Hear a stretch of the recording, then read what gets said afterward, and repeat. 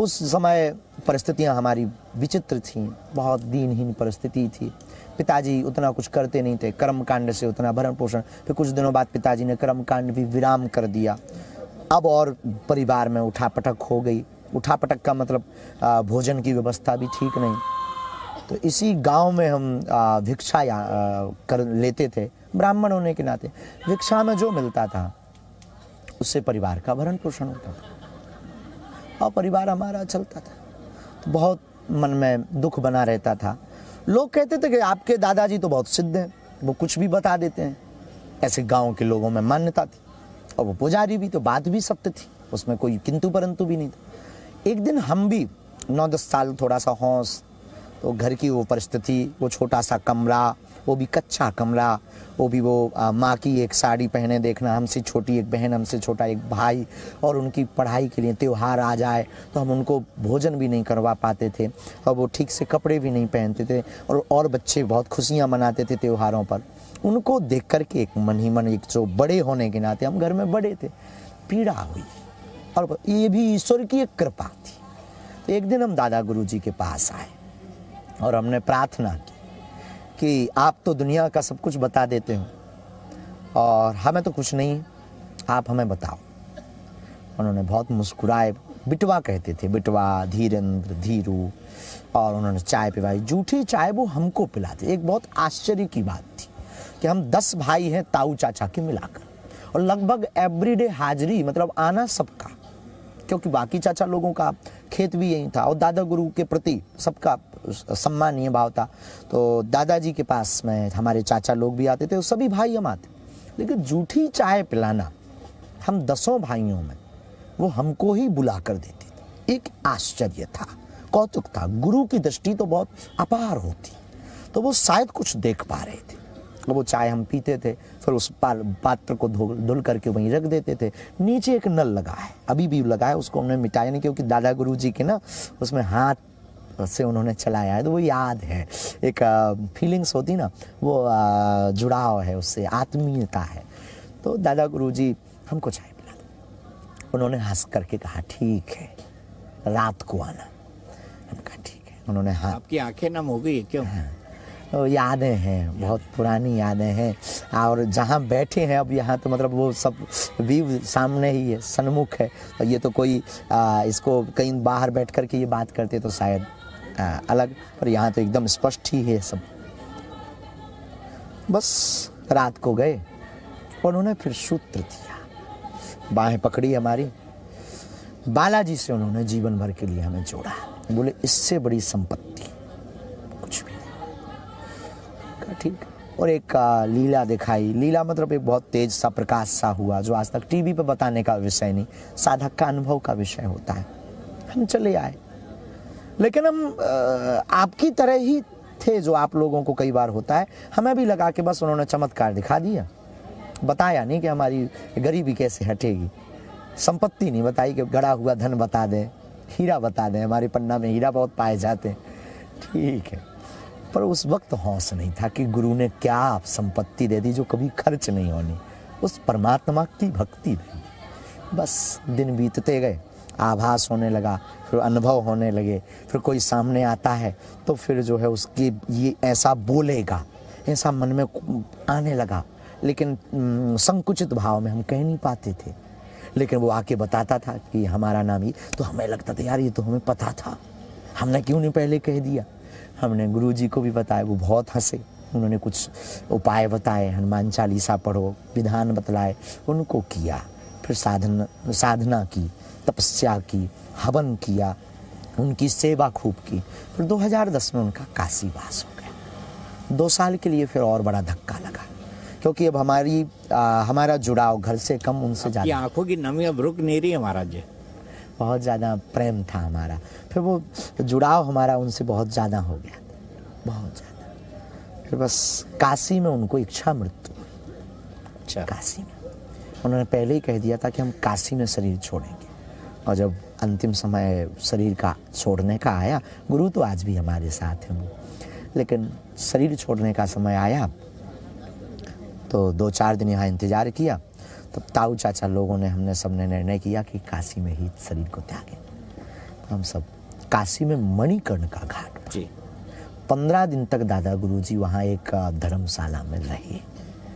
15 दिन बाद जब पितृपक्ष लगा तो पितृपक्ष की परमा को सुबह 6 बजे वो सूर्य की लालमा आती जा रही, उस महापुरुष का शरीर हुआ। उस बुद्ध पुरुष महापुरुष की देन है कि हमको हनुमान जी की साधना, जीवन जीने की कला, बात करने का ढंग और जीवन को कैसे जीना चाहिए, मतलब सीधी सी बात, हनुमान जी को मिलवाने का श्रेय उस महापुरुष, उन महापुरुष को है। अब वो किस्मत से हमारे दादा गुरु जी, तो तब से फिर आज भी वो याद और आभास हमें रहता, वो है, यही है और उनके कारण हम हैं। तो कहते हैं जिसका गुरु महापुरुष होता है उनका चेला फिर बुद्धू नहीं, बुद्ध होता है। हम तो साधारण नालायक हैं, लेकिन गुरु कृपा का प्रताप है कि आज आपसे हम बात कर पा रहे और भगवान की कथा को गा रहे, और कोई आता है तो उसको जीवन में मार्गदर्शन दे देते। हम कोई चमत्कारी या कोई ऐसा कुछ भी नहीं, सिर्फ कृपा, वो भी जो हमारे वेदों में वर्णन है, सिर्फ वो है। मुझे बताइए कि ये पर्चा लिखना आपने कब से शुरू किया? पहले तो पर्चा की परंपरा दादा गुरुजी स्लेट पे लिखते थे, स्लेट पे लिखते? स्लेट पे लिखते थे। कई बार वो कॉपी पेन पे लिख देते थे, कॉपी लिखते थे, कॉपियाँ भर जाती थी, लोगों को पढ़वा देते थे। तो दादा गुरुजी भी यही कॉपी पे करते थे। हमें कॉपी पे भी खूब हमने किया, अरे दरबार लगाया, कॉपी में भी लगाया, स्लेट पे भी लगाया। लेकिन 2016 से फिर पेज व्यक्ति कहता था कि हमें ये कागज़ चाहिए, इसमें तो बहुत काम की चीज़ लिखी है, वो फाड़ने में असुविधा हो जाती थी। तो फिर पर्चा रख लिए, बस सीधी सी बात है, कॉपी के पेज अलग अलग कर लिए, उसी नाम पर्चा हो गया उसका। तो बस, पर चर्चा तो बालाजी की, पर्चा जरूर है, पर पर्चा के पीछे रहस्य हनुमान जी की चर्चा। तो जो दादा गुरु जी थे उनसे आपने दीक्षा ली थी पूरी? साधना की दीक्षा, साधना हमने मंत्र, रियल दादाजी थे वो? सगे दादा। हमारे दादा गुरुजी ने एक बहुत अच्छी परंपरा निभाई। 25 वर्ष तक ब्रह्मचर्य, 25 वर्ष की अवस्था से 50 वर्ष तक उन्होंने गृहस्थ, इसके बाद संन्यास। और 6 पिताजी लोग हैं और 10 भाई, ताऊ चाचा के मिलाकर हम लोग। तो हमारे दादा गुरुजी रियल दादाजी, यही तो एक बहुत बड़ी हमारे लिए गॉड गिफ्ट है, यही हमारे लिए एक बहुत बड़ा गॉड गिफ्ट है। और वो बहुत निर्मोही थे, बहुत निर्मोही, कोई मोह नहीं, फक्कड़ थे, आंखें उनकी नम सदैव रहती थी, राम कहो ऐसे बोलते ही रहते। वो होते ना, अभी तक आप 10-12 बार हंस चुके होते पेट पकड़कर। वो विनोदी भाव, वो मनमौजी भाव। बोले कहा भाई आप पहुंचे तो कह दें भैया आओ दीपक जी, हाँ भैया बजरंग बली, अब हमारे हनुमान जी तो मंगोड़ा मांग रहे, मंगोड़ी जिसे खाने की जिसको पकौड़ी की तरह, मूंग की दाल से बनती है जी। हमारे बजरंग बली मंगोड़ी मांग रहे, अब ऐसे भाव में बोलते थे। हमारे शंकर जी चाय मांग रहे ऐसी बुंदेली भाव में जब बोलते, बड़ी विनोद, बड़ा ठहाका लगा कर वो अट्टहास करके हंसना। और आजान बाहु, लंबी जिनके हाथ थे, एकदम लंबे, यहाँ तक हाथ आते थे उनके, आजान बाहु थे। तो ये गॉड गिफ्ट था हमारे लिए, और यूं कहें कृपा। थोड़ी सी आंखें साफ कर लीजिए जी। मैं एक बात आपसे और पूछना चाहता हूँ, आपने ये सब इसका पूरा बैकग्राउंड बताया, इसका मतलब आप कभी गढ़ा छोड़ के नहीं जाएंगे? कभी नहीं। बुंदेलखंड हमारी आत्मा है। बुंदेलखंड में छतरपुर जिले में गढ़ा गांव हमारे जीवन का, अगर हमसे कोई कहे कि आपको पुनर्जन्म के लिए कौन सा स्थान चुनना है, कोई कुछ मांग सकता है। दिल्ली वाले जो असाधन वाले लोग होते हैं वो दिल्ली, मुंबई, और जो समृद्ध शहर होते हैं वहाँ मांगेंगे। और समृद्ध लोग अगर भक्त भाव वाले हैं तो वृंदावन, कोई, हम इनकी अवहेलना नहीं करते। पर हमने जिसकी प्यास जहाँ बुझे उसके लिए वही समुद्र है, और हमारी प्यास बागेश्वर धाम पर बुझी, हम गढ़ा नहीं त्यागेंगे। और अभी तो बिल्कुल भी नहीं, क्योंकि हमारा बुंदेलखंड साधना से संपन्न है, साधन से बहुत हीन है। यहाँ पर जो विकास होना चाहिए वो बहुत स्लोली है। सूखा की मार से किसान ग्रसित रहते, पानी की असुविधा, किसान परेशान, यहाँ पलायनवाद ज़्यादा है। यहाँ के लोग दिल्ली मुंबई में पलायन करते हैं, जो हमें बहुत खलता है, यहाँ दिल्ली मुंबई की बड़ी बड़ी बिल्डिंग है ही के कारीगर हमारे बुंदेलखंड के लोग बनाते हैं। हमारे बुंदेलखंड का आदमी आपको हर जगह, संतों में तो आपको हर जगह मिल जाएंगे, संतत्व में, कारीगरी में, और यहाँ की हीरा आपको बहुत प्यारा वाला हीरा हमारे बुंदेलखंड पन्ना का मिलता है। और बुंदेलखंड में तीर्थ भी सभी हैं। तो बुंदेलखंड बहुत अद्भुत है। हम चाहते हैं कि हम यहीं रहें और दरबार बालाजी की कृपा, या जो आप लोग हमसे जुड़े हैं, आप लोगों का लाभ हमारे बुंदेलखंड को मिले। अच्छे उत्तम विचार है, क्योंकि बुंदेलखंड लंबे समय तक जो है काफी संघर्ष किया, खड़े होने में, उठने में, विकास का जितना सहभागी उसको बनना था जो उसने बाकी शहरों में किया, वो बुंदेलखंड में भी होना चाहिए। तो हम चाहते हैं, क्योंकि बाकी अगर जगह हम जाएंगे भी, किसी तीर्थ भी जाएंगे, तो वो तो पहले से ही साधन संपन्न है, और साधना तो वहां है ही है, तब तो वो तीर्थ है। तो अब यहाँ साधना है, और साधना के साथ साथ इसीलिए हमने बुंदेलखंड में ही विचार किया जीने का, और यहीं पर विचार किया दरबार, कहीं किसी गांव में गौशाला करेंगे, किसी गांव में हम अब विचार कर रहे हैं कि जितने लोग जुड़े हैं यहाँ पर मेडिसिन और शिक्षा, तो हमारी उतनी सामर्थ्यता नहीं, हम कोई सरकार नहीं, हम कोई अमीर नहीं है, हम कोई धनवान व्यक्ति नहीं, हमारे पास तो हनुमान है। तो धनवान तो है ही नहीं, हनुमान ही है हमारे पास, हनुमान जी के अलावा कुछ नहीं। असली धनवान वही है जिसके पास हनुमान है। ये कह सकते हैं। इसलिए तो ये बहुत बड़ी बात है।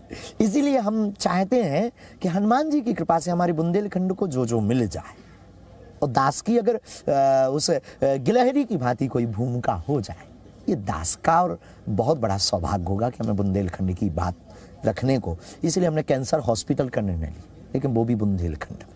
इसे अगर हम समृद्ध शहर में बनाएंगे तो हमें बनने में भी बहुत ज़्यादा मशक्कत नहीं करनी पड़ेगी। धनाढ्य लोग आकर के सहयोग कर देंगे, गुरु भाव के नाते, धर्म के नाते, और वहाँ चलाने में भी कोई दिक्कत नहीं। यहाँ तो अन्नपूर्णा 3 साल से हम चला रहे हैं, बड़ी दिक्कतें बीच बीच में हो जाती हैं, क्योंकि आय का तो कोई स्रोत नहीं है, चलता रहता भगवान भरोसे में। लेकिन हम बुंदेलखंड में ही ये सब चाहते हैं। शिक्षा की पद्धति, गुरुकुलम पद्धति भी हम बुंदेलखंड से प्रारंभ करना चाहते हैं, लेकिन धीरे धीरे, क्योंकि इसका श्रेय हमारे बुंदेलखंड को जाए, और हमारे बुंदेलखंड के लोग पलायनवाद से बचें, पलायन ना करें, उनको इतने रोजगार मिले। यहाँ कोई फैक्ट्री नहीं, यहाँ कोई कंपनियाँ नहीं। हमारे पास जो भी आते हैं, बड़े बड़े लोग आते हैं, तो हम उनको सजेशन देते हैं कि तुम्हें अगर कोई विकास करना हो, एक आध फैक्ट्री यहाँ खोलो। अंग्रेजों को, हम विदेश जाते हैं तो अंग्रेज जब डिवोटी बनते थे, हम उनको कहते हैं यहाँ आओ। आप यहाँ आए ना बुंदेलखंड, आपने कार का उपयोग किया तो आपने पेट्रोल का उपयोग किया, तो पेट्रोल पंप का भी उपयोग किया, और पेट्रोल पंप पे आपने रुपया भी दिए, तो आय का स्रोत कहाँ का बढ़ा? बुंदेलखंड का। होटल का उपयोग किया तो आय का स्रोत बुंदेलखंड का बढ़ा। आपने टोल टैक्स का उपयोग किया, आपने यहाँ से अगर ब्रश मंजन भी खरीदा तो आय का स्रोत हमारी बुंदेलखंड का बढ़ा। और ये हमारे बालाजी के कारण अगर हो रहा तो क्या गुनाह है, क्या बुरा है और क्या गलत है? महाराज जी, अब कोई चलते चलते एक कुछ आपसे जो सबसे ज्यादा आपके भक्त सुनना चाहें, ऐसा कोई भजन या ऐसा कोई गीत अगर आप गुनगुनाना चाहें, भगवान की महिमा बताना चाहें, तो आप प्लीज। बालाजी की महिमा है इस पूरी दुनिया में, और बालाजी की महिमा पर होली के रंग में हम यही कहेंगे कि होली के रंग में हनुमान जी रंगे हैं। और बुंदेलखंड होली के लिए एक ऐसा स्थल, बुंदेलखंड एक क्षेत्र माना जाए जहाँ से होली की परंपरा प्रारंभ हुई। तो हम होली के इस पर्व पर समूचे भारतवर्ष के लोगों को यही कहेंगे कि हमेशा जिंदगी भी रंगीन होनी चाहिए, रंगीन मिजाज नहीं, रंगीन जिंदगी होनी चाहिए, जिसमें भक्ति का रंग हो, साधु का रंग हो, मर्यादा का रंग हो, और साथ ही साथ बालाजी का संग हो, फिर जिंदगी भर उमंग हो। इसके साथ एक गीत बागेश्वर धाम का है, हनुमान जी की सेना का, बहुत ही प्यारा। और हम अपने जो हमारा मंडल है जो गाते हैं उनको कहेंगे कि हनुमान जी की सेना का गीत सुनाएं, आप भी गुनगुनाएं, हम भी गुनगुनाएं, और इस टीवी पर जो घर बैठे हुए देखें, होली के रंग की शुभकामनाएं वो भी इस गीत में रंग जाएं, ताकि तुम्हारे जीवन में उमंग भर जाए। साधु जी सीताराम, साधु जी सीताराम, साधु जी सीताराम, साधु जी सीताराम, सीताराम सीताराम। चली रे सेना बागेश्वर धाम की,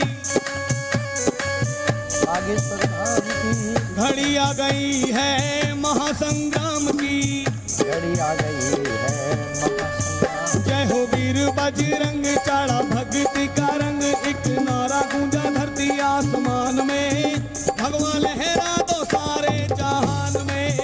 भगवान ऋषि मुनि ज्ञानी रणभूमि बलिदानी, भारत माता के सपूतों की शान में भगवा लहरा दो सारे जहान में, भगवा लहरा दो सारे। साधु जी साधु जी सीताराम साधु जी सीताराम साधु जी, सीताराम। भारत को हिंदू राष्ट्र बनाएंगे,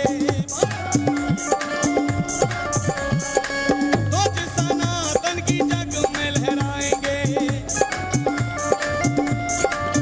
सासे बोले जय श्री राम धड़कन में बागेश्वर धाम, सासे बोले जय श्री राम धड़कन में, शंखनाद होगा सारे ब्रह्मांड में, भगवा लहरा दो सारे जहान में, भगवान लहरा दो सारे जहान में। चली रे सेना बागेश्वर धाम की, चली रे सेना बागेश्वर धाम की, घड़ी आ गई है महासंग्राम की, घड़ी आ गई है महासंग्राम। जय हो वीर बजरंग चढ़ा भक्ति का रंग, एक नारा गूंजा धरती आसमान में, भगवा लहरा दो सारे जहान में। होली है संत ऋषि मुनि ज्ञानी रणभूमि बलिदानी, संत ऋषि मुनि ज्ञानी रणभूमि बलिदानी, भारत माता के सपूतों की शान में भगवा लहरा दो सारे जहान में, भगवा लहरा दो सारे। होली है। कश्मीर से कन्याकुमारी तक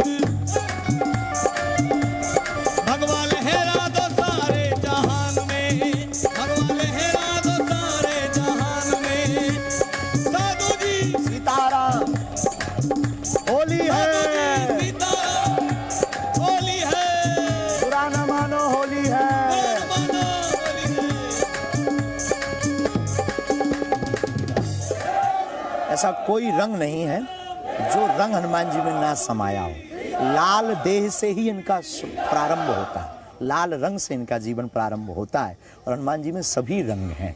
लेकिन अब होली का मौका है तो एक एक चुटकारा तो होना ही चाहिए। तो होली के मौके पर यही चुटकारा हम कहेंगे कि सनातन ही सत्य है और सत्य ही सनातन है।